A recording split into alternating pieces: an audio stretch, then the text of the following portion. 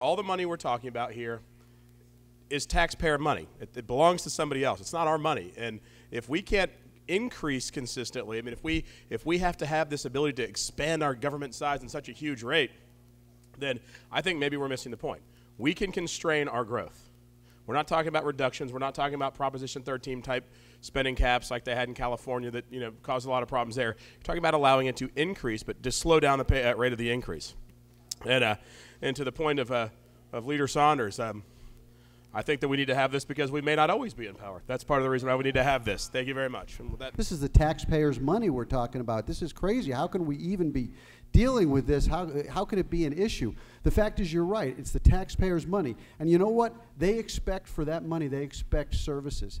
They expect quality schools. They expect quality health care. They expect quality courts. They expect a great many things. And with that money, we should be doing that. Unfortunately, that's not what we've been doing here. And it's not been because of the fault of those of us in the back row.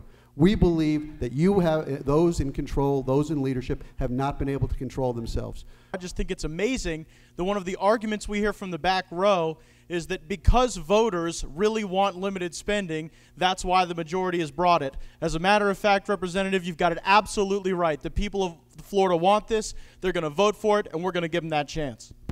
Members, there's an age-old maxim in this process. We should not unduly bind future legislatures with anything we do here. And the reason is clear. Future legislatures require flexibility to address the issues of the day. We don't know what will happen 5 years from now. We don't know what will happen 10 years from now or beyond. But there are other reasons as well. Future legislatures will be elected under the same sacred democratic process that put us here today. Hours ago, our friends in the back rows were advocating for a federal mandate of Obamacare and that we shouldn't pass a constitutional amendment to stop that mandate. But when we ask for the voters to place a mandate on us and our spending, and it's a soft mandate, members, because let me remind you, with a 2/3 vote, we could get past the cap for multi-years. With a 3/5 vote, you could get past the cap for 1 year. And you could always ask the voters to do away with the cap altogether. It's been interesting to hear the debate and talk about that in the terms that we're dealing with this session. What we're dealing with this session are unprecedented budget cuts, and we've talked over and over again about what a tough year it is and how we're having to make such difficult cuts in our budget here in Florida.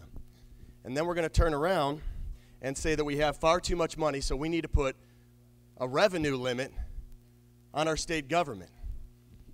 Which is it, folks?